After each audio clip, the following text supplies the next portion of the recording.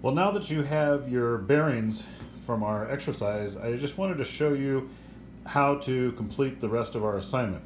Now, admittedly, if you go do an internship somewhere and you're doing radio telemetry in the field, you're going to most likely use a computer software to take your bearings and estimate a location.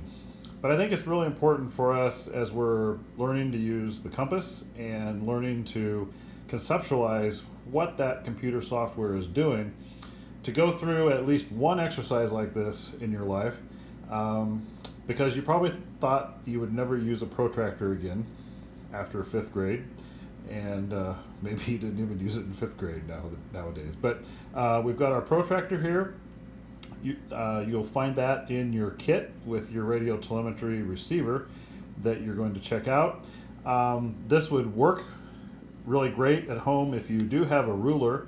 One of those isn't in your kit because it's too big for the kit, but if you don't, you can just use a straight edge on the protractor and you should get along fine. The other thing you're going to need is a pencil and the grid paper. And just to make it easier for you, I've given you the online grid paper that you can print out and use.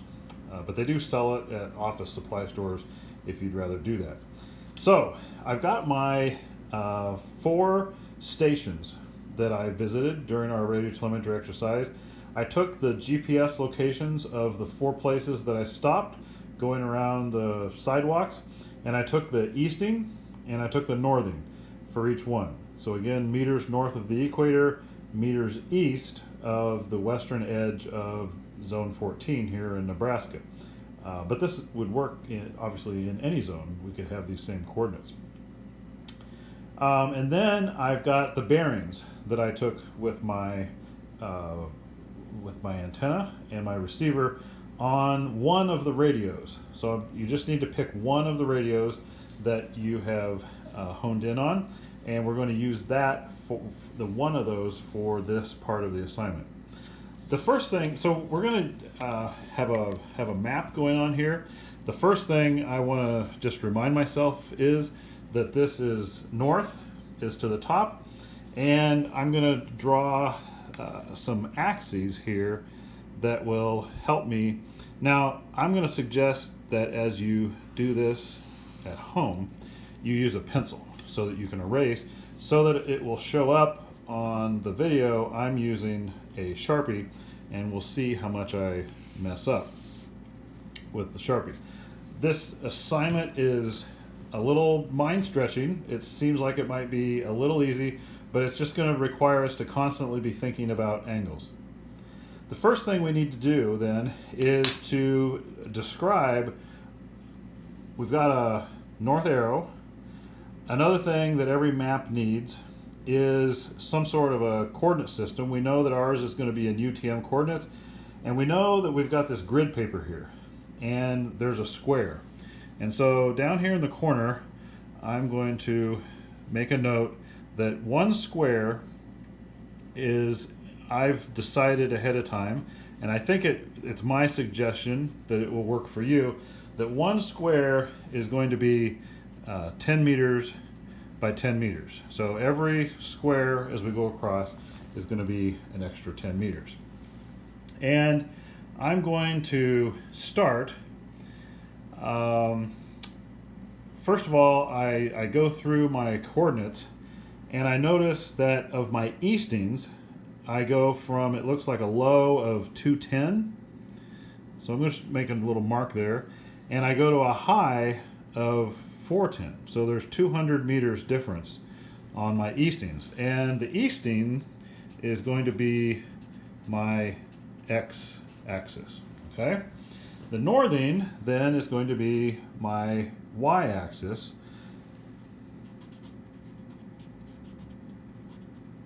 My wife says you're not going to be able to read my handwriting, and she's probably right. And if we look at that, we'll see that we go from 354 is our minimum, and then 496 is the maximum. All right, so there's only about 142 meters difference there, which is kind of nice because we've got 200 meters width and 142 high. We've got a rectangular thing, and that just kind of makes sense the way that we've set this up. And if you think about our sidewalk that we're going to walk along the edge of East Campus, kind of is going along here, and then we've got another sidewalk that you might have walked up along over here. And so I've thought about that ahead of time as I'm making my map. So if your numbers are going to be completely different, I've just pulled some numbers out of thin air here to make you calculate on your own. But let's look at our Eastings first. Again, we go from a low of 210. So I'm going to come over here and I'm going to set just to make sure we've got a little bit of room. I may actually start about right here. And just to make sure that I don't start it completely on the left side, I'm going to leave just a little bit of room off to the left in case the radio is off that way. I'm going to make this point 645, and then I'm going to make that 200. All right, so that I've again got a little bracket there, and so I'm going to go along and I'm going to do 10, 20, 30, 40, 50, 60, 70, 80, 90. That's 300. 10, 20, 30, 40, 50, 60, 70, 80, 90. That's 400, 10, 20, 30, 40, 50, 60, 70, 80, 90. That's 500. All right, so I've got my x-axis, and I check back over here, and I'm going to be able to get everything from 210 to 410 on here. Okay, so I'm going to use this part of the x-axis. Now let's do northing, and you'll note again that I just left the first 3 digits down here, so all these would be 645, 645, 400, 645, 500. All right, so over here, let's start, say, right about here, and we're going to have that one be 4522, and that's going to be 300. 10, 20, 30, 40, 50, 60, 70, 80, 90, 400. 10, 20, 30, 40, 50, 60, 70, 80, 90, 500. And that's going to get everything from 300 to 500, encapsulates all of my northings. So they're all 4522, and then 300, 4522, 400, 4522, 500. All right, so I've got everything set. The next thing I'm going to do, now that I have north up, I've got northing over here, make sure that that's the long number, okay? And make sure your easting, that's the short number, only 6 digits, the northing's 7 digits. That's going to be really important. If you switch them, your map is going to look a little weird. So we've got this all set. Let's do point number 1. We've got an easting of 645, 210. So I'm going to come right here, and I'm just going to make a little arrow up. That's our X coordinate. And then our northing is 4522, 360. So 10, 20, 30, 40, 50, 60. So I'm going to just make a note because a lot of these are close to 60. So I'm just going to make a note where 60 is and come up from here. Make sure I'm still square. And I'm going to off to the left a little bit down here. I'm going to put point number 1. All right. Point number 2, 654, 320. That's going to be here. And 362. So it's just a little bit above that line. And that's going to be point 2. 654, 395 is going to be halfway between there. And 354. So a little lower than the 360 line. Generally all right in a row, east to west there, but a little bit less, and so 354, about there. And that's number 3. 654,410 is going to be there, and it's 496. So we are going to move up now, and we're going to go all the way up here to almost 500, and that's my point 4. So now I've got my locations of where I took my points. So those are the stations that you used. Now is the next part. I'm going to draw in the bearings that I shot from each one. So I know from point 1 I went 30 degrees. So the first thing I do, just to remind myself, is I like to draw a little compass crosshatch there, a little compass rosette, if you will. We've got 90 degrees, just to remind ourselves, 180, 270, and either 0 or 360 up to north. And so that's just going to make sure that when I do this, because my protractor, it only actually has 180 degrees on there, and we're going to need to be doing some addition and subtraction here as we go through. The first one should be fairly easy. So if you look at your protractor, there's actually a dot here in the middle, an open space there. And I'm going to put that right on my point, okay? Now, the only problem with it right now is that it reads 90 degrees straight up. So to orient with north and 0, I'm going to put it there. Just make sure we're here, 90 degrees is right on the line. All right, and so now I have it oriented. So there's 0 degrees, and we said that it's 30 degrees. So I'm just simply going to make a mark there on 30, and I'm going to come back down to my point, and I'm going to draw a line. So there's 30 degrees from point number 1. All right, number 2 is 5 degrees. All right, same deal. We don't have to deviate much here. We'll get everything lined up, and I come over here to 5 because 0 is straight up. So I come over here to 5 degrees,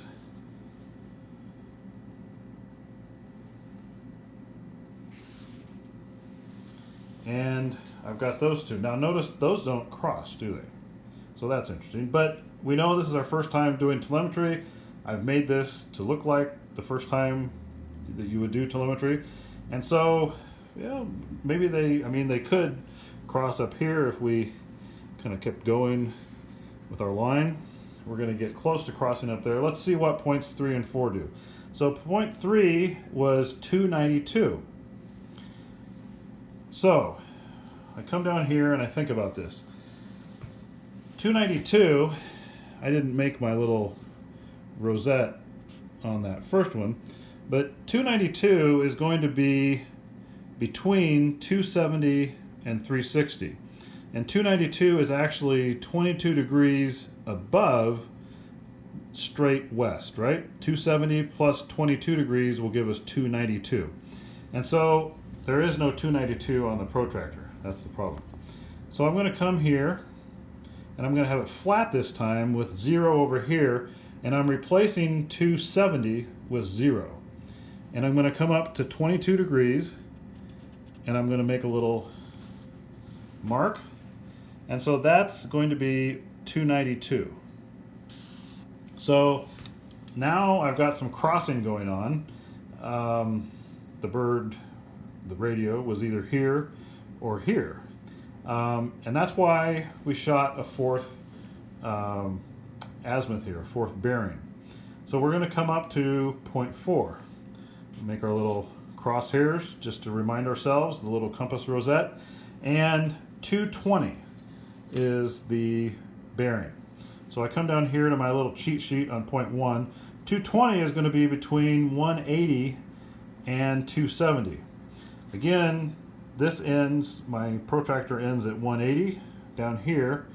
So it's going to be off to the left, and it's going to be 220 is 20 degrees further from 180.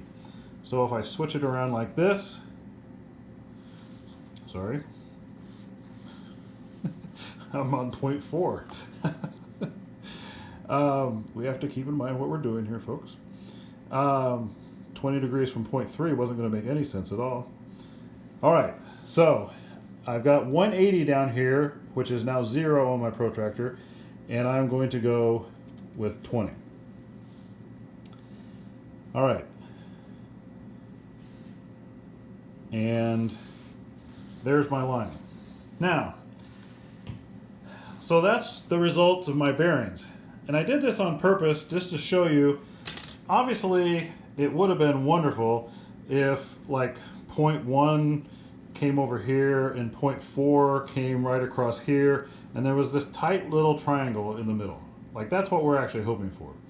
But this is going to be what you might come up with. And at this point, we've got to decide in this assignment, you're supposed to decide where the most likely point is, without using a computer, that your radio, in this case, there's no animal attached to it, that your radio might be. And we could try to kind of take an average of all of these bearings and say that, you know, maybe out here somewhere might be some sort of average. But really what is happening here, we've got two that are crossing, one's crossing up here, but we've got two lines that are parallel. And this is where we might wish that we had a fifth. And if you were in the field and you saw this real time, you'd go back and take another bearing and try to figure out what you messed up, because this would not be a very good thing to actually estimate the location of an animal. But I'm going to suggest that the bearing we took from point number 4 was somehow erroneous. We wrote it down wrong, we had our compass turned wrong, we got a bounce off of a building that kind of messed up point 4, and so I'm going to ignore it because we still have three things that we can use over here, and they make a fairly pseudo triangle there.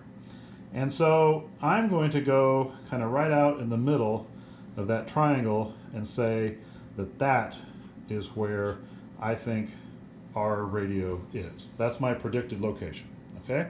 So what you're looking for is some sort of a triangle or smaller polygon. Figure out maybe which one of your bearings might have been a poor bearing, okay? And we're going to get rid of one of them if we have to do that. If 4 would have come across here, it would have made a nice little thing right in the middle, right? And we could go maybe a little further south with our thing. But we're going to get rid of 4, and we're going to go there. And so we're going to come down here, and look at that. It's at 300, actually.